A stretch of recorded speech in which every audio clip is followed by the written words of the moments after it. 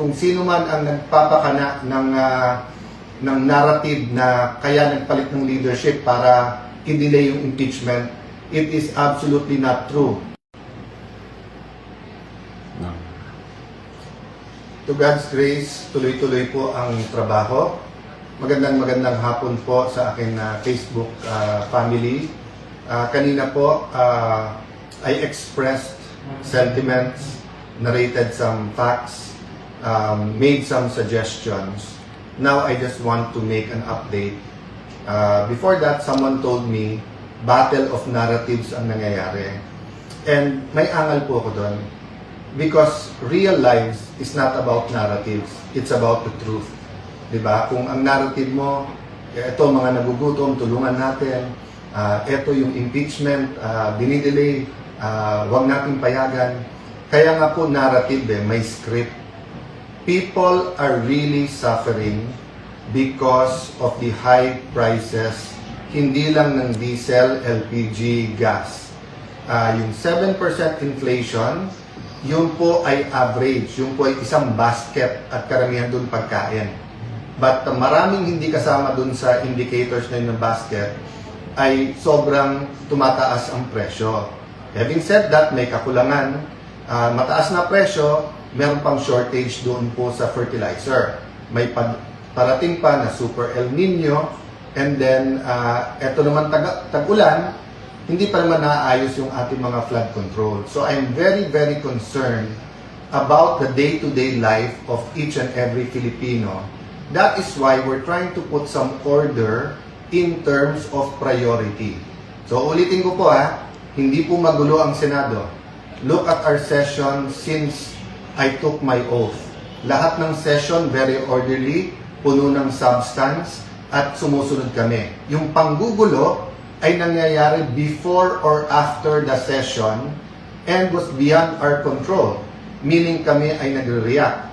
So kanina nilinaw ko na receive na ng Senado ang articles of impeachment. Ang tungkulin ko po ay sumulat sa House of Representatives. Ginawa po natin kaagad yon. Kahapon pinadala natin, Wednesday night, sa gitna ng kaguluhan, ni-receive. At I'd like to thank the Senate staff, Secretariat, na iwan sila. Napakadaming dokumento, papakita ko po sa inyo, pero inisa-isa nila yon na siguradong kumpleto. Bakit po? Hindi nila maso-certify sa akin at hindi ko send sa House nang hindi ito natatapos. Kinonsulta ko lahat, pati sila. Sabi, sir, huwag na natin tantanan, tapusin na natin ito tonight para bukas mapadala natin. So in the meantime, nang pinadala sa Senado, yung articles of impeachment po ay pinadala na sa lahat ng opisina. Makikita po natin dito ang pangalan ng mga senador, tapos yung receive ng staff nila at saka yung date and time. So 23 senators chose to receive it already. Ang natira na lang po ay office ni Secretary Risa na Senator, ano sabi? Secretary. Sorry. I was on my mind kasi yung Sergeant at Arms at Senate Secretariat, no? Again, salamat sa inyo. But the Secretariat, ipapadala to sa Vice President para sagutin niya. So ito po ang sulat ko po sa lahat ng mga senador na marireceive po nila. For the honorable members of the Senate, I write to inform you of the action taken by this office in connection with the impeachment against Vice President Sara Zimmerman Duterte transmitted by the House of Representatives. The Senate received the resolution of the House of Representatives setting forth the said articles of impeachment together with annexes thereto on May 13, 2026. On 13 May 2026, pursuant to Rule 1 of the Senate Rules of Procedure on Impeachment Trials and consistent with its mandate under Article 11, Section 3 of the Constitution, the Senate has taken proper order of the impeachment and shall immediately proceed to its consideration. This office has accordingly communicated the Senate action to the House of Representatives through a letter addressed to the Speaker of the House of Representatives dated 14 May 2026, which they received on that date. By the way po, nakausap ko rin po si Speaker sa phone noong May 13 at binanggit ko po na we will be replying at natanggap na po. Yes, kasi papunta or nandun na yung taga-House of Representatives. In view of the foregoing, the Senate shall convene as an impeachment court on 18 May 2026 at 3 p.m. in accordance with the applicable rules and procedure. You are hereby requested to be present at the session hall on the said date and time in observance of the solemnity of the proceedings and pursuant to the Senate Rules of Procedure Impeachment Trial.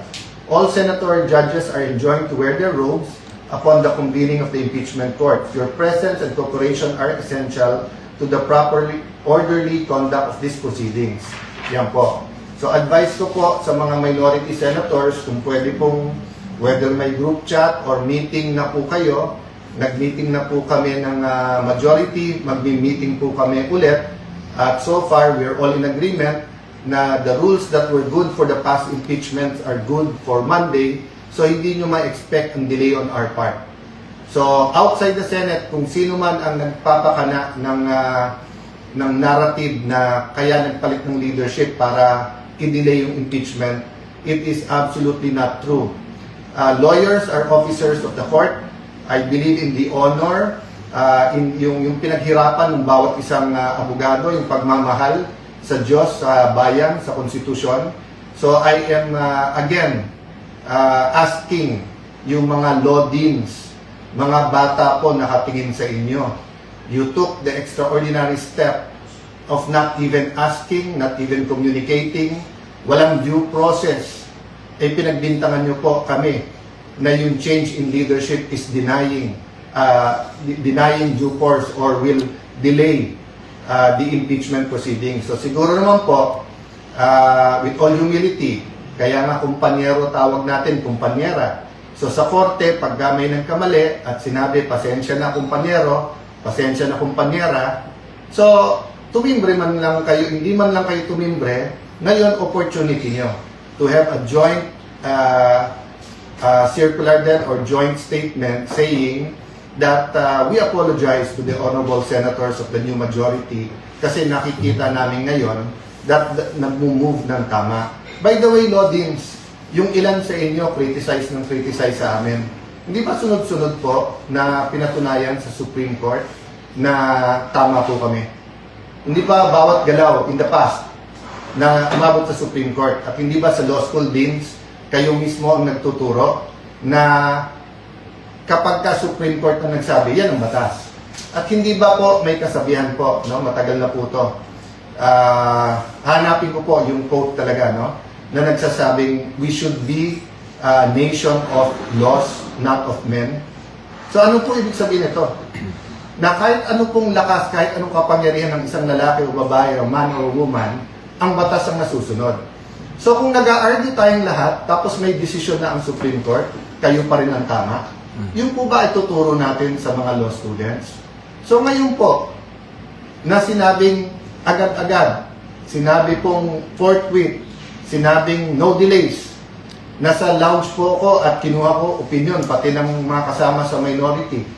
Sa Lunes po, hindi po yung majority ang magiging dahilan ng kahit anuman delay.